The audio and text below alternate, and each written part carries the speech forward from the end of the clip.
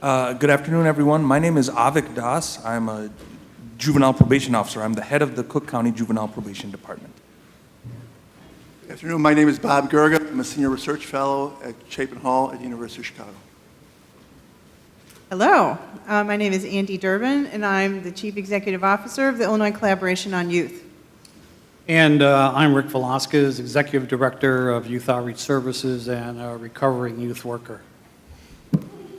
So once again, good afternoon, everybody. What we hope to do with this panel is to explore how coordinated care systems that include public and private partnerships can maximize existing resources and create new opportunities to support the long-term success of acutely high-risk youth. There's a couple things that are probably good just to kind of get out there into the ether before we start. We believe that serving acutely high-risk youth is a goal that is within reach. According to data from the Juvenile Probation Office, the total number of acutely high-risk youth in Chicago is somewhere between 2,000 and 4,000. And so when you think about the size and scope of many other problems that we face, this is a number that we think we should be able to tackle together. It is less than a lot of people commonly think when they think of this population. We also believe that our existing resources, both within specific organizations or individual organizations, as well as across organizations, have to be better aligned and utilized if we're going to combat the issue that acutely high-risk youth face. For example, some youth are over-enrolled, and if you look at an individual's youth's profile, he or she will be in multiple programs. And there are still many, many other youth that seem to completely be missed by all of the programs and services that we offer in the city. We also want to shift our focus from programs to people. There is no one program that will be able to deliver everything that acutely high-risk youth need. It will take a collaboration. It will take layering on services and programs. And so our approaches need to be tailored to fit the youth, not cookie cutter to fit what we would like to offer. So let's go ahead and get right to it. And I'm going to start off first with Rick Velasquez. Rick, what options do organizations have when a program ends, but a youth continues to have unmet needs? All right, I'll try my best. Let me put a context about how I answer this question and other questions.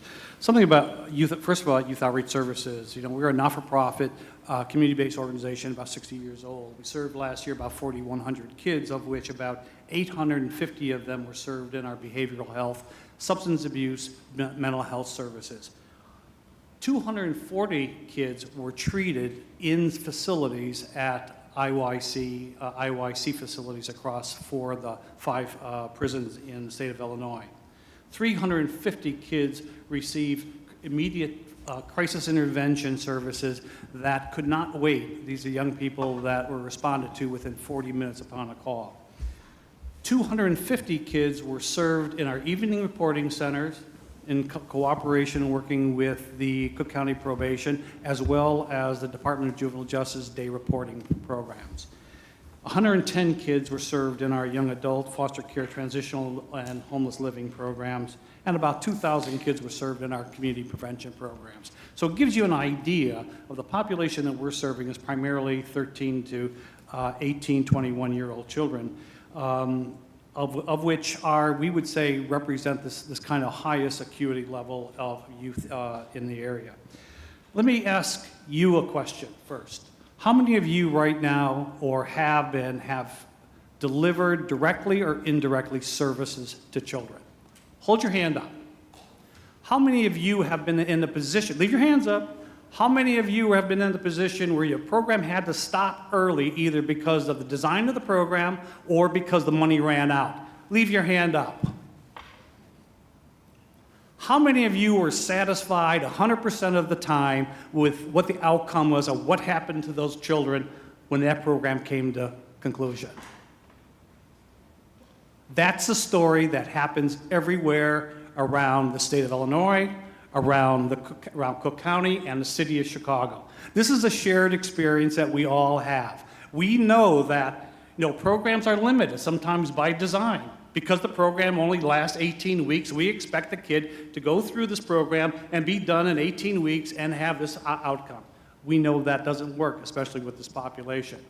We also clearly understand that there's disruptions in either because of public policy, by funding, by benefit limits, by staff turnover, that affect whether or not these things, what happens to these young people in these programs. So as providers and everybody else in this room, that is something that we have to deal with as a reality, I think.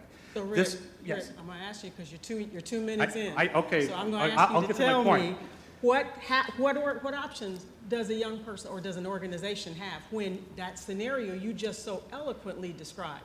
When the organization's program is. I think there's a couple things that you can do. First of all, if you have a program that's designed based on using a kind of a high fidelity wraparound model, what you have done essentially has created an ecology or support system around that child, which is not just dependent on one person or one program to be able to fulfill those needs.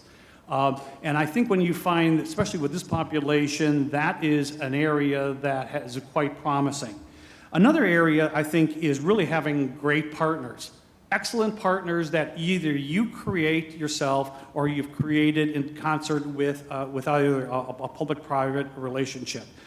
For us, we could not wait for other people to create networks or care coordination centers. So what we actually did is we identified organizations that we said, we will fund you and we will work together for the benefit of young people. We had other organizations that have come together. We've created legal structures. There's a corporation is called the Conscious Community Network, which was designed specifically to work with dually involved kids in the state of Illinois. It was the effort of the not-for-profit entities, 5 organizations that came together to make that happen. What that did is actually protected us not only to be able to provide a variety of services to the kids, but also when there was a bump in the road that we'd be able to respond to those needs when a particular program came to an end. So that gives you just some examples of that. Thank you very much. Avik, I'm going to ask you right now while you're swallowing. That's a perfect time to throw a question to you. Same question, though. What options do organizations have when a program ends and a young person continues to have unmet needs? Thank you. I'm going to answer it in 2 ways. The second way being the way I came at it for this group. And thank you for having us on the panel, Juvenile Probation here. The first way I wanted to acknowledge this challenge that I think Rick's hand raise exercise is a narrative that we witness, that is young people active with the juvenile court in lieu of prison are working staying connected in homes and neighborhoods with juvenile probation officers assigned. And the hope is that we have a community partner and a community base that's willing to work with this young person. And what happens is we might have a pilot, a grant, something. We get the referrals in, and there's like a merry-go-round of staff, people moving from one. I handed this case off to somebody, and then now it's somebody else. It's assigned to a different caseworker. It's assigned to somebody else. And that's not to say that juvenile probation is like perfect or anything like that, but let's say the probation officer has some stability, assigned for a period of probation with the young person. They're going to stay with that young person, not characterizing for better or for worse, just saying that they're connected to this young person.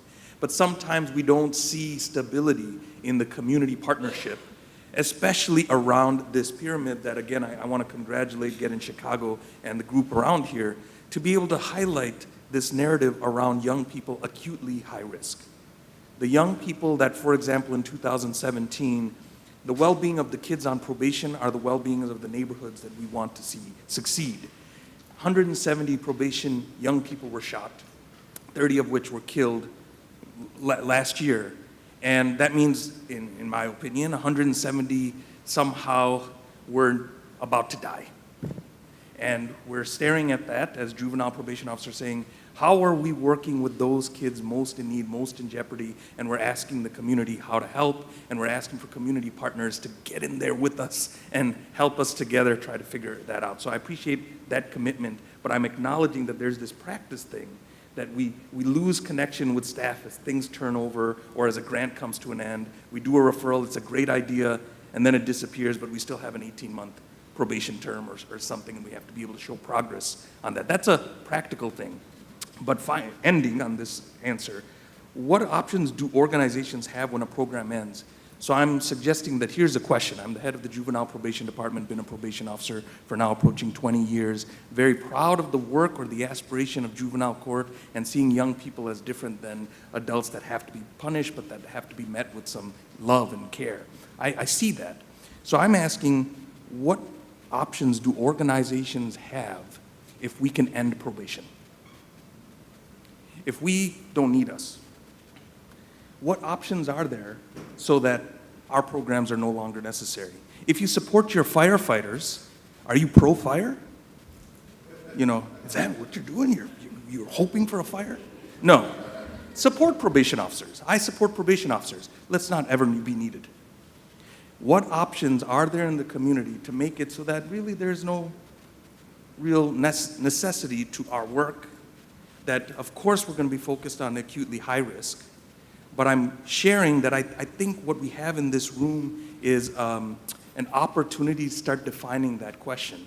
And then I think Demetrius articulated an invitation about asking those communities, those folks that we aspire to help, what options do we need to provide them? And I would ask, what options can we provide the neighborhoods that Demetrius would identify as in need? What options can we identify them if probation was gone? And I'd like to ask them, how can we be of service to bring about that result? That's fascinating. Andy, I'm coming to you next. How can we increase the connections acutely high-risk youth have to the services that they need?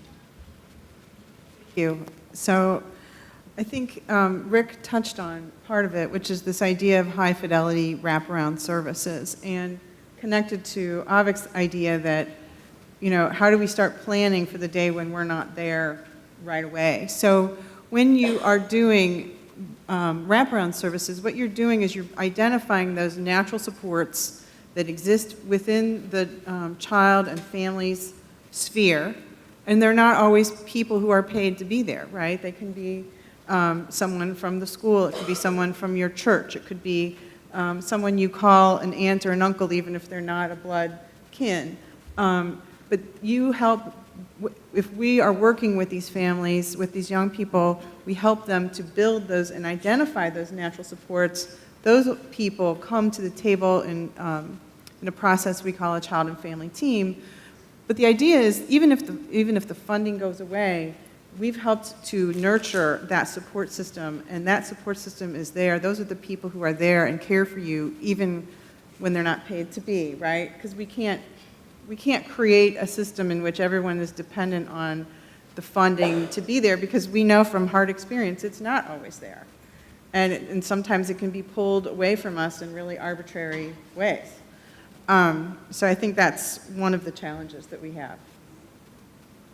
Bob, And those teams, they never seem to give up.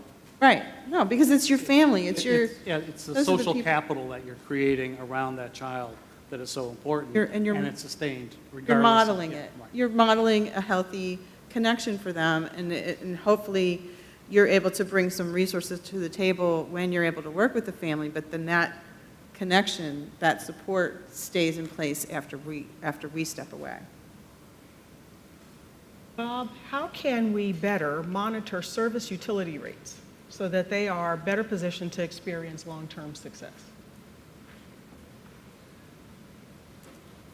So I've spent about 30 years thinking about that question. When I was 21 years old, I worked for Children's Home and Aid Society of Illinois as a house parent. I did 24-hour shifts with boys from the child welfare system, the mental health system, and the juvenile justice system. I did that for about 2 years before I went to graduate school. And I'm just trying to figure out why those kids were there.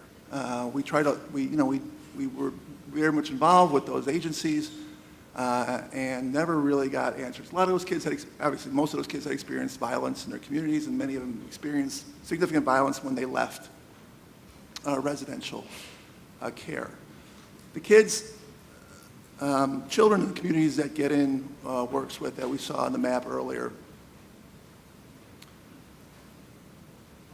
About half of those kids in those in those communities have grown up in what we call families in multiple systems, right? Their families over the past couple of decades have experienced juvenile and adult incarceration, mental health services, a lot of inpatient care, both from mental health and substance abuse, and a lot of experience with the child welfare system.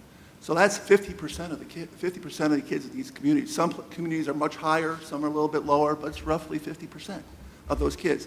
Now, the kids we're talking about at the top of the pyramid, the acutely high-risk kids, are clearly those kids who are we should pay a lot of attention to. But if you think about that pyramid, turn it upside down and think of it as a funnel, and who's in the top part of the funnel and who's going down the funnel and eventually going to get to that acutely high-risk group of kids. There are a lot of those kids, and every day, more kids are moving through that funnel. Dozens of kids every day are moving through that funnel into towards, maybe not reaching it, but towards that, the top of that pyramid. So when we think about how we monitor these cases, we're at a little bit of a disadvantage. Both Eric and Mark this morning talked about the issues of silos and the issues of trying to get the data together to understand not only the needs of these families, but the outcomes and how best service providers can address their needs. I really don't think we know enough. We're talking about kids who are arrested, but we all know how few arrests there are per crime in Chicago. So there are a lot of other kids who are involved not only as perpetrators, but as victims of crimes. So how do we capture the group that's going to move into this acute high-risk group?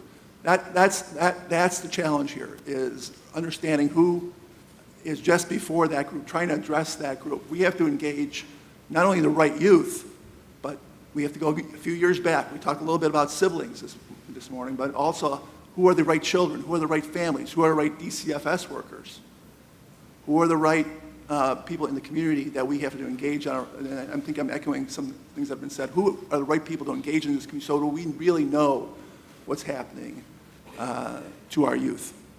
Just one quick thing. Of the kids who go into the juvenile justice system, and there's a systems issue, about half of them have been involved with the Department of Children and Family Services, Child Protective Services in some way.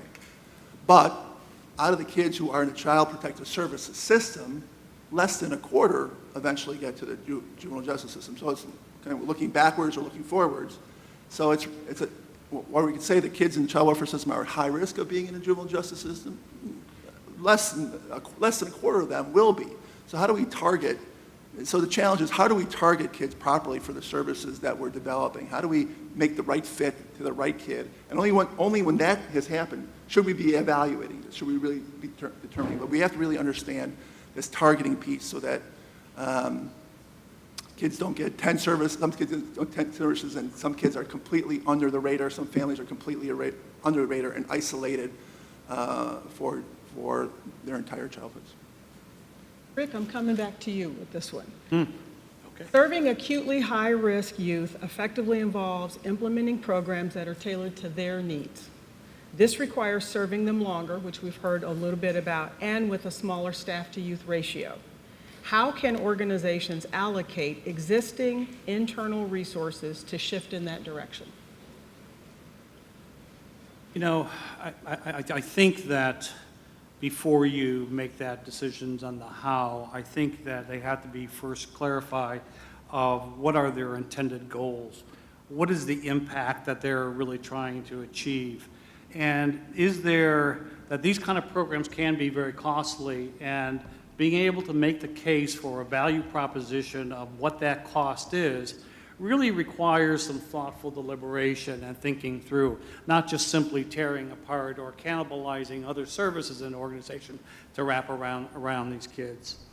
I think that also you have to ask the question here is, does this program, this population complement something you're doing already?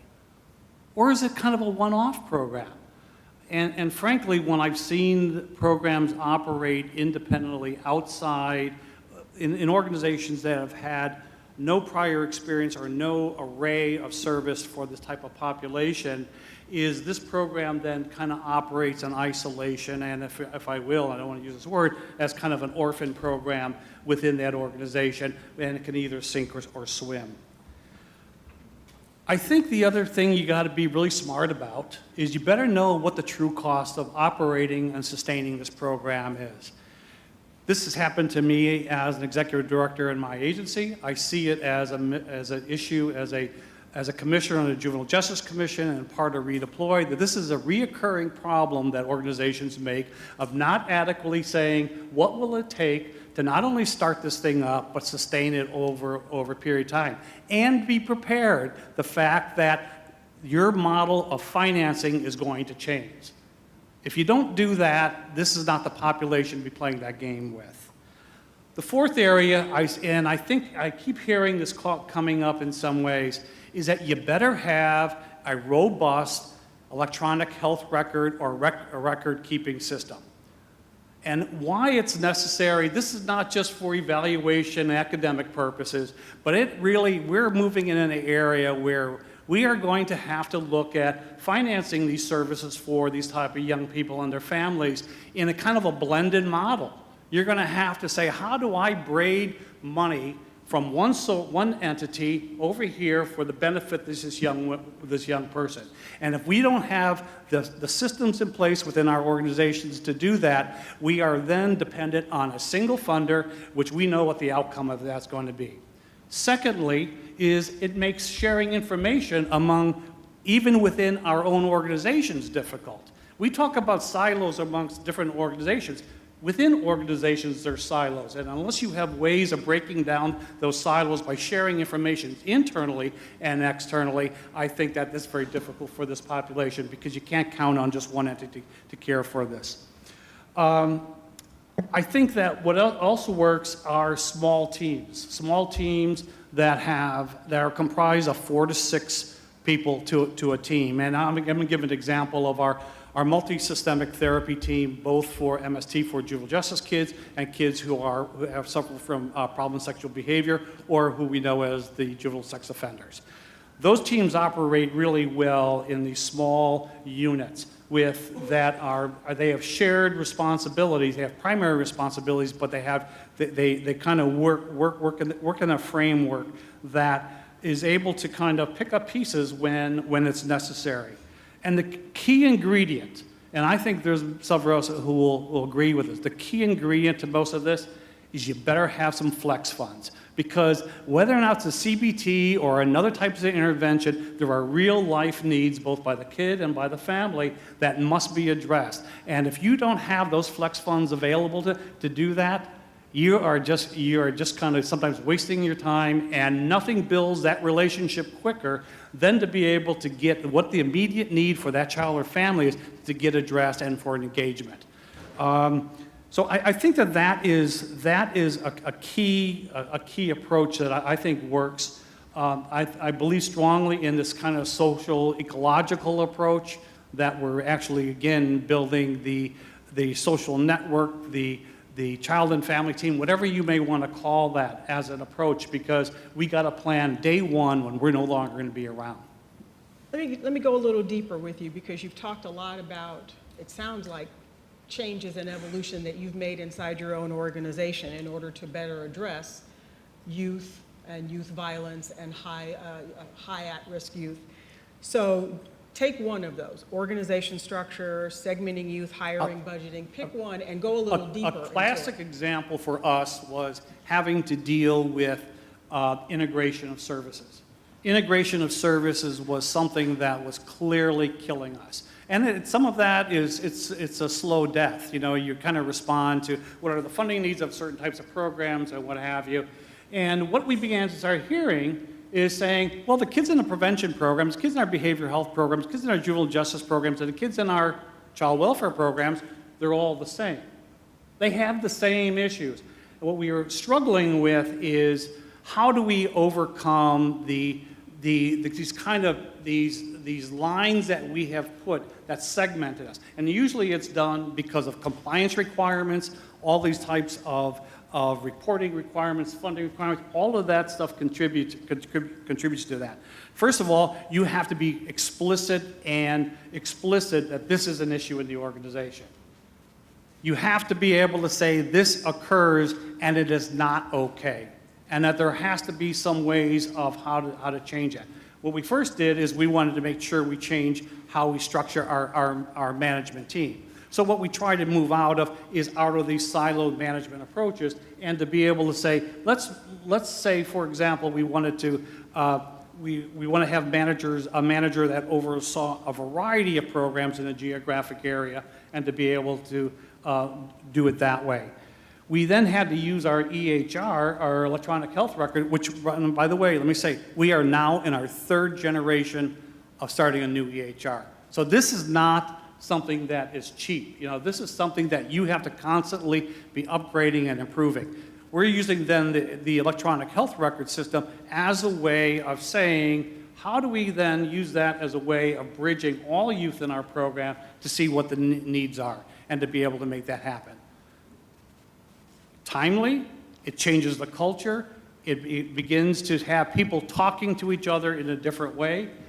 We are intentional about having full staff meetings, and we have 8 different facilities, and having full staff meetings every quarter in order just to deal with this, breaking down these cultural divides and these program divides that took place, that you have to start at that level, start that conversation. Thank you very much. Andy, I'm coming back to you.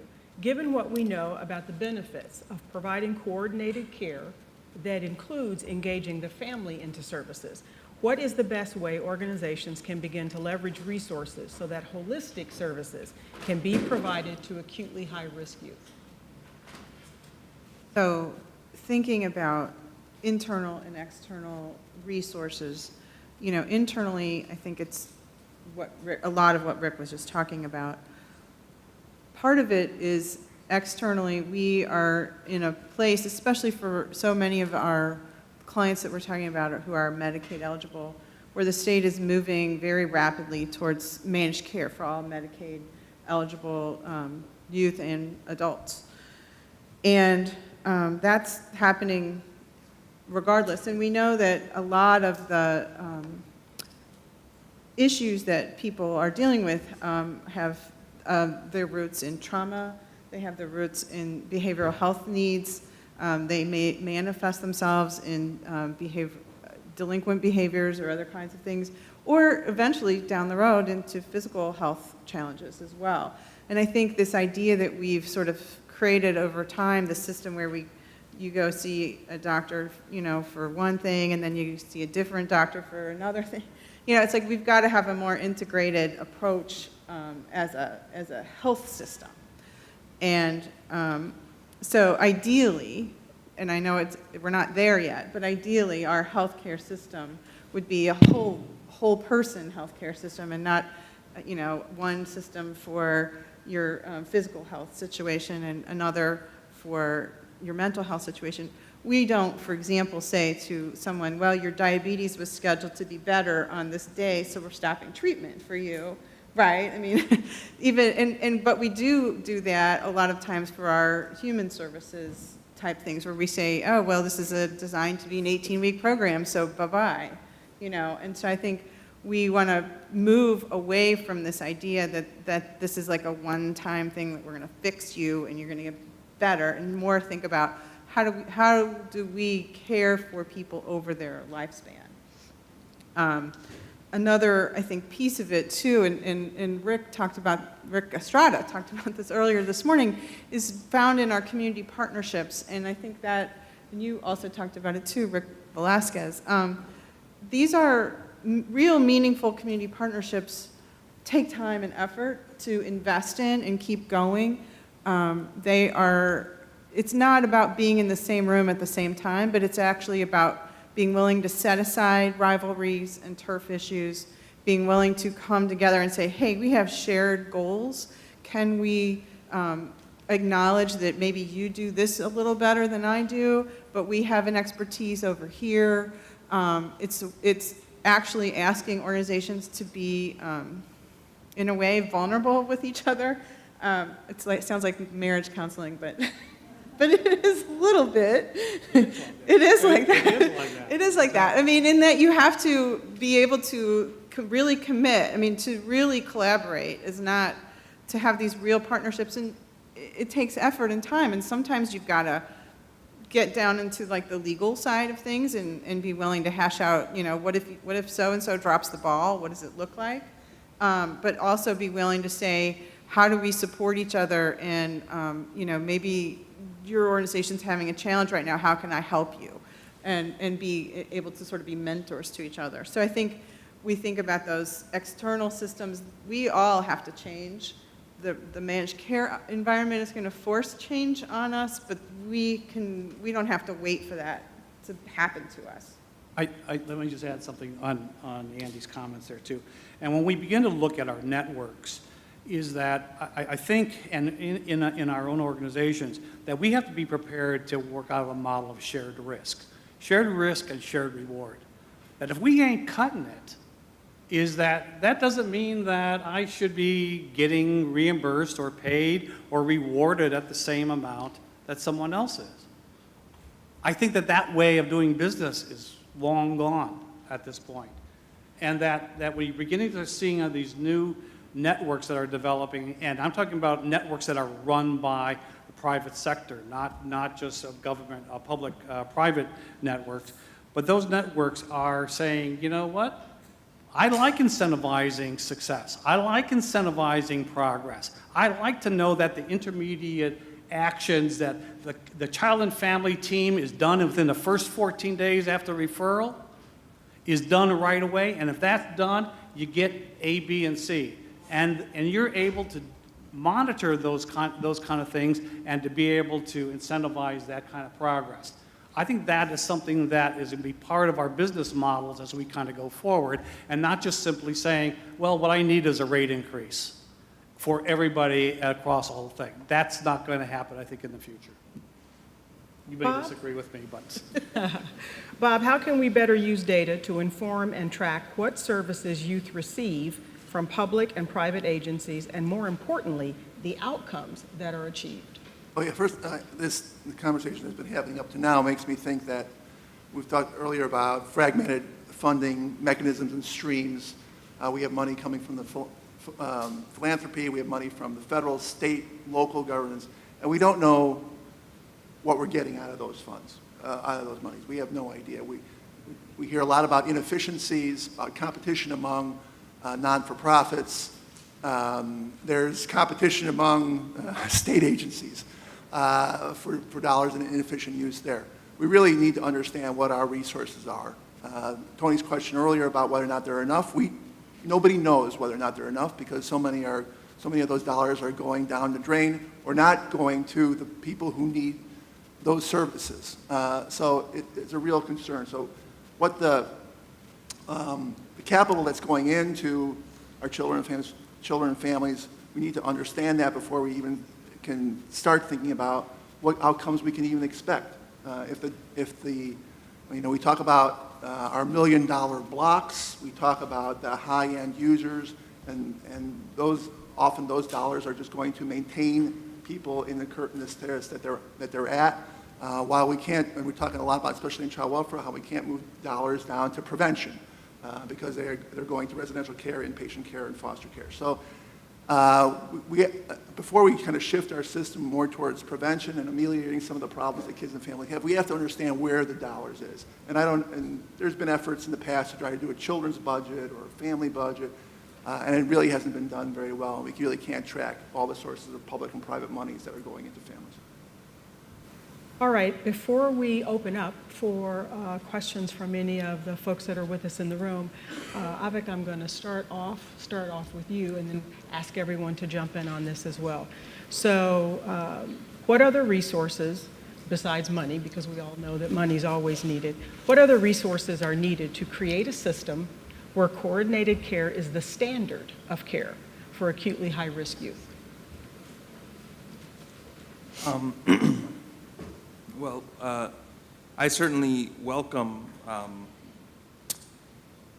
the capacity to be able to get at the kind of data that you were just speaking of. That is, we in juvenile probation, for example, we have our zip codes, we have our police districts, we know geographically the young people that we're working with. But often, our juvenile probation officers in our communities maybe are using their own sort of, I know this person in this particular agency and I'm going to refer to this person. And we're not necessarily steering or coordinating a forest for the trees view of here's the tool belt of supportive services for this particular area of the city.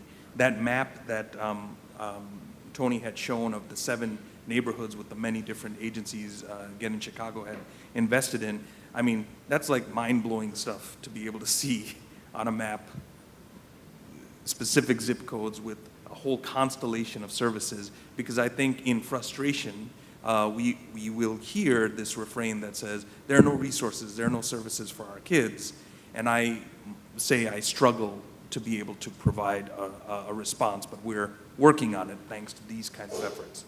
The last piece I would say, in terms of what other resources are needed to create a system for coordinated care, we need support, a collective commitment to address implicit bias and concerns around racial inequity and how we might be participating in the perpetuation of that. That is to say that I can be blessed with a number of resources, but my strategy in deploying those resources may be very colored by my perspectives, either as an administrator or as an institution, as a set of just existing practices. We need, I think, a good deal of support in being able to recognize that the things that we want to do to be able to bring about positive outcomes for all young people has to be able to help us see young people for where they are and where they're at. And that, I think, requires a concerted investment across this coordinated system of care to addressing implicit bias and inequity and our role in being able to disrupt that. Yeah, you know, I also do some work in the early care and education field, and there's a lot of effort in that field to train new early care and education teachers, to provide them with training in community colleges, to provide them with associate's degrees so that they can work with young children. I don't see much else in other systems. We need better trained individuals. You know, over the course of the last 35 years, I believe, there's been a lot of deprofessionalization in our fields. And more, we're having people come into these jobs who aren't well trained, don't have the proper training to address the level of problems that we have now. And the training falls on the not-for-profit organizations to do that training. It was mentioned earlier. Unless we make a commitment to having a trained, capable workforce in this area, we're not going to accomplish the goals that we have. Very complex issues, not only requiring know how to address the needs of children and families, but also know how to manipulate these systems, how to get what you need. It's very complicated. So unless we start training individuals, and I mean graduate level individuals, to start doing some of this work, we're just going to keep falling behind on the human capital side of things. I'd like to continue on the idea of workforce. I think we talked this morning a bit about burnout, and I think burnout is a factor, but we do see really high rates of turnover in this field. And sometimes, I mean, I think this year we were able to document, for example, among counselors, a 49% turnover for counselors working in the child welfare system. And when you think about what's at the heart of a lot of this work, it's relationships. It's not just how many doses of a counseling session did you get, but do you trust the counselor that you're talking to, right? If you give me a new counselor every 2 weeks, it doesn't matter if I had every counseling session I needed. I'm not going to make the progress if I don't know you and I don't trust you. And so I think this investment in our workforce, it has eroded. I had a provider tell me this winter that he was competing with Taco Bell for employees. And at first I thought that was hyperbole, and then he showed me his entry salaries. And these are for people with bachelor's degrees who probably have student loans, who come to this work because they really, really care. And they're idealistic, and they're mission-driven, and they have great heart, and they want to do a good job, but they don't have the training. Maybe their supervisor might be somebody who's only a year or two further down in their career than they are, so the supervisor isn't necessarily able to give them the wisdom and guidance that they need. And I think we heard very poignantly this morning about how hard this work is. And I think if you're saying to somebody, and I don't mean to be flip, but if you're saying, like, are you going to really be able to be there repeatedly when you watch the children and youth you serve suffer violence, die, have that kind of ongoing trauma? Or you can say to somebody, do you want hot or mild sauce with that? Like for the same amount of money. Some people are going to say, you know what, I'll do the hot or mild sauce and figure out my next step. And I think that's our challenge here, is how do we think about this workforce? How do we recruit? How do we make sure that we train and supervise and give people a reason to stay? Because right now I think we've built the system on taking advantage of people who give a damn, but we aren't giving a damn back to them.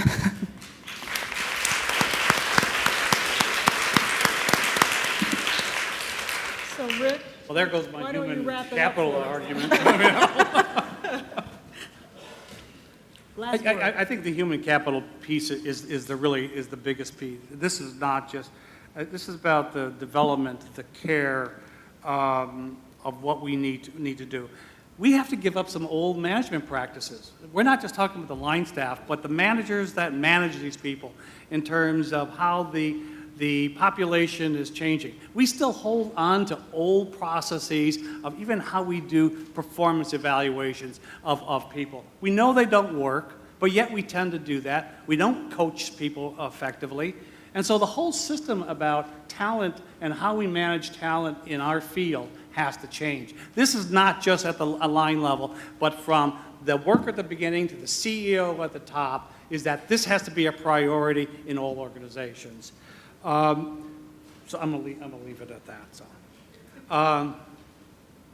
I think that one of the things I was listening to Demetrius talk earlier, and I said, here's a person who has the passion, the life skills, the life lessons to understand this population. And you know what? I'll give you odds that I could not hire him in my organization. I would have been stopped at the door. I would have had to fight for 3 to 6 months with licensing departments in order to try to get him and his talent to use in a way that would be. And there are hundreds of Demetriuses out there that we can't access. That's got to change because we're blocking them out.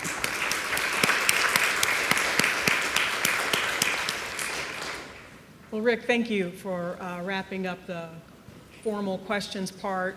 For our audience here, you've got 4 amazing panelists with incredible perspectives and passion and experience. Do we have a few moments? So we do have time if there are questions that you all have, and I think they're going to travel around. Your name and affiliation. Hi, Latiria Price. I'm from One Hope United. And I was listening to a lot of this, and I'm taking it all in, and I keep coming back to the same thing. One of the things that Demetrius indicated was that you serve your time, right? That's what we're supposed to do. They're supposed to serve their time, but then they continue to serve time once they're released because they can't do anything. Now they've been penalized, and they have this mark on them.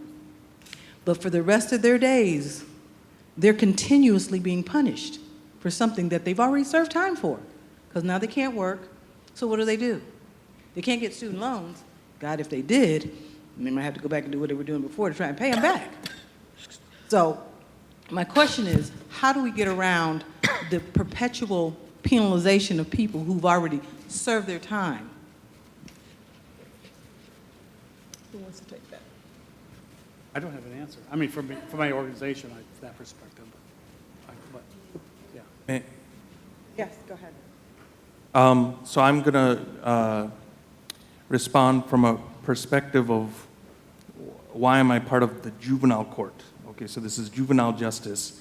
Over 100 years now, this concept that if a young person, a child, commits a crime, that they are to be parented, nurtured, they are to be rehabilitated, accessed in terms of how we would hope for all children. That's the idea. So we come into this juvenile justice work with the idea that I'm supposed to be a resource for a young person.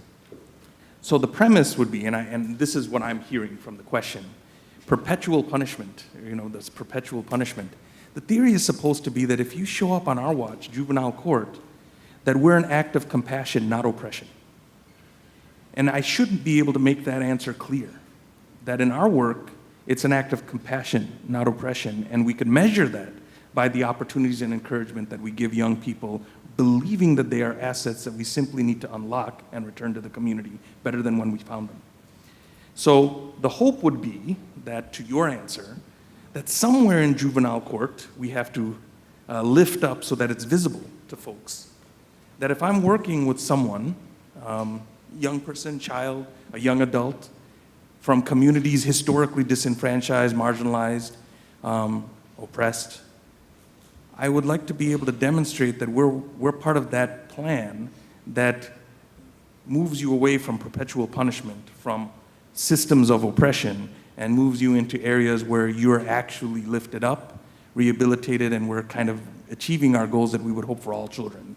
So that's a broad framework, but I'm insisting that the apparatus that is represented in juvenile court a century on with juvenile probation officers in our communities is really trying to be an act of compassion, not oppression for kids.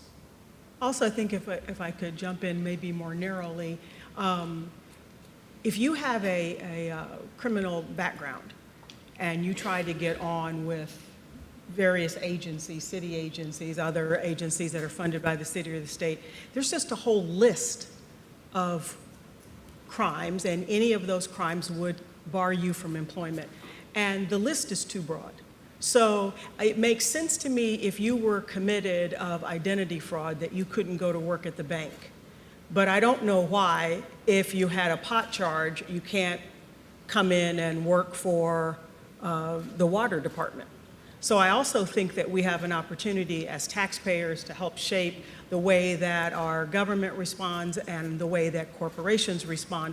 I think that what you are kept from doing should be more tightly defined than the current system allows for. Right now, almost any charge can preclude you from certain employment, whether it's related or not. Can somebody speak to the expungement bill? Anybody in the audience or? Can you say a word Yeah. about the expungement bill?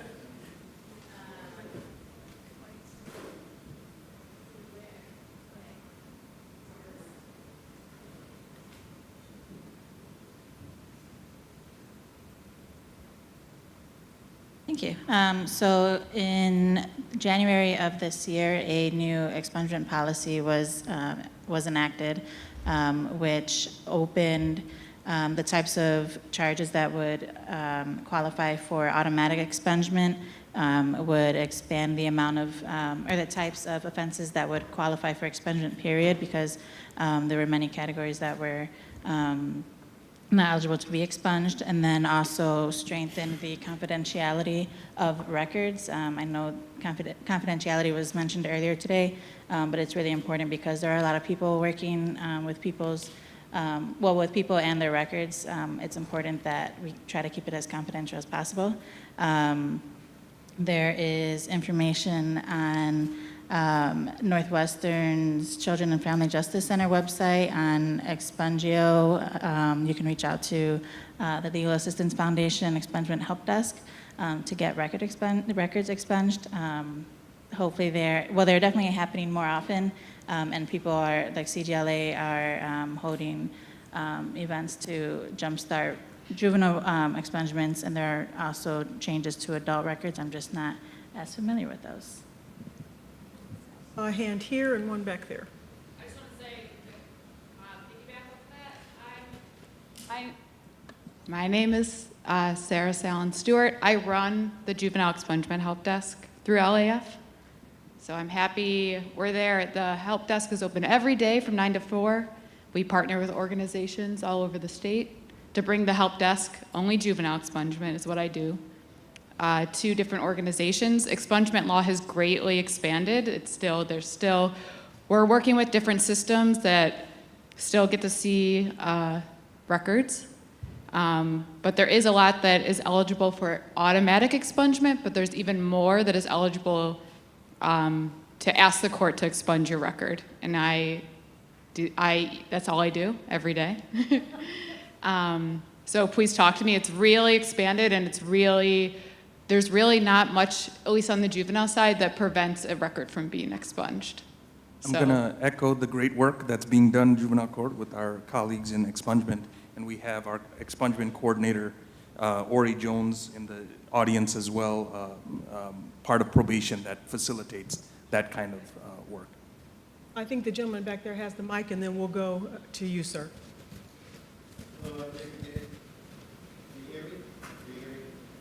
Oh, hello. There you There go. we go. I'm Jacob Dancer of UCAN. I actually have a statement before I have my two questions. I apologize for it being two, but I got two. First of all, many of us in this room have probably been to professional development training now and then, where you get trained once and then it's expected of you to have that material memorized to put in practice for the rest of your days. And with that, I believe that in order for anything to be sustained, it needs to be more than just a 1 day or 4 hour training. You need consultation minimally quarterly to sustain that learning, so that whoever did the training is coming back and circling back with you to make sure that what you've learned, you're actually being put into practice. Because before that training, you didn't learn it, now you know it, and then now you got to put it out there. And you're like, well, what did he say? I don't remember what it was that he was making a point about.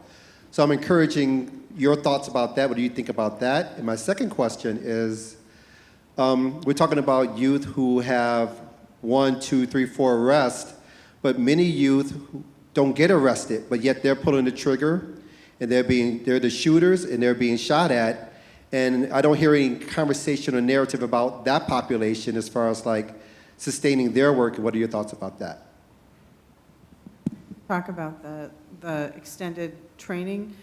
We call that those learning communities, and we're learning collaboratives, and it is really, really helpful, I think, to have that as a model for training. It costs a little more, but you come together, you have your 1 or 2 day workshop, whatever, but then there's facilitated, maybe it's webinars or conference calls, or it's actual get-togethers, once a month, once a quarter, whatever, but where the training participants can come back together with each other, because sometimes you can get your support from your peers. It doesn't have to always be from the trainer, or you can hear from the trainer too and get some kind of consultation.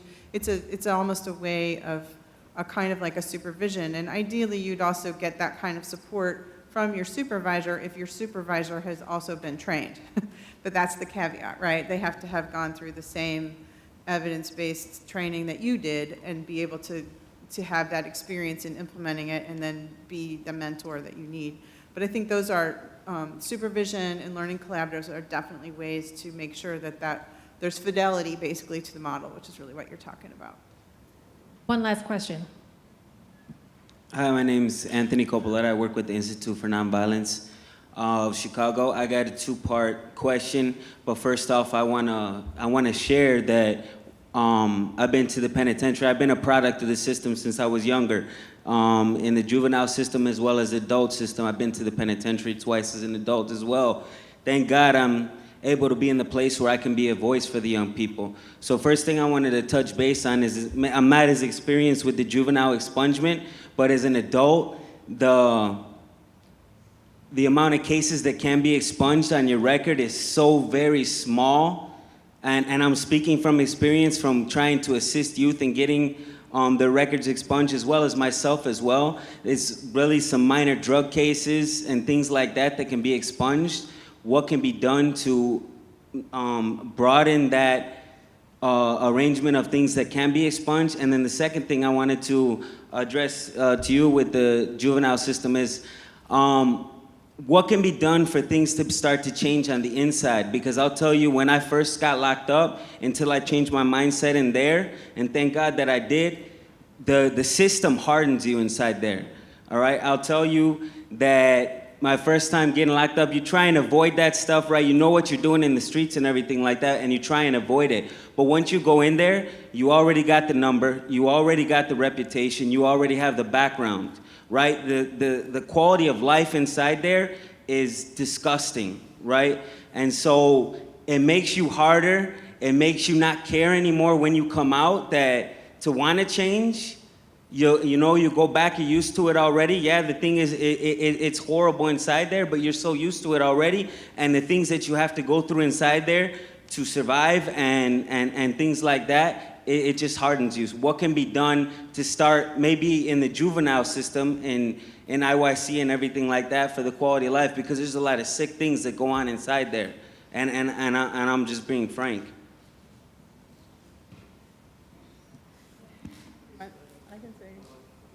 I'm acknowledging a couple of things, the limits of my experience, and that is what we're doing, this is juvenile probation, is to try our best to make sure nobody sees the inside of detention or prison.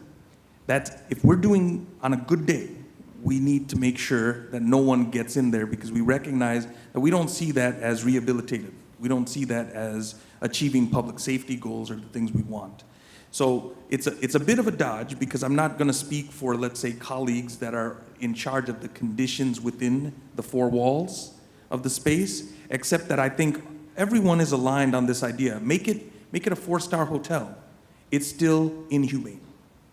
That's the thing. Our presumption is going to be that the best healing is going to be in our communities, connected to the people that can love and bring a young person on beyond the court. So that's sort of the overall framework. But thank you for sharing the perspective, because it puts us in context. Yeah, we just want to have one comment about the adults. And we've I got just want 1 to minute say, before we wrap up. yes, so again, I'm Amy Campanelli, the public defender, and Era here could talk about what Avik just sort of, about the inside of the juvenile prisons. The first thing we have to do, and all of us in this room have to support, no more juvenile prisons. There's no reason a juvenile should go to prison, ever. I don't care what the charge is. If we are really going to treat children as children, then that's where we have to start, okay? And the other point about the adults, we have a lot of courts. We have 20 problem-solving courts where at the end of the case it's dismissed, so you don't get the conviction, so we don't have to worry about the expungement afterward. So a lot of that needs to be expanded, right? Once you come into the system, that's it. You get your case. You don't have to worry about expungement. The state's attorney, Kim Fox, nollies it, and you don't have to worry about it. And the other piece is not bringing people into the system to begin with, right? And that's the big part. So working with the JISC, which I talked about before, getting a one-stop citywide intervention system where all juveniles go first. One place. Every juvenile who's going to be arrested, maybe, goes to this system, and then we look at those kids and say, no, these people have to go to court, and all these kids don't have to go to court. So Avik doesn't have as many probationers to begin with.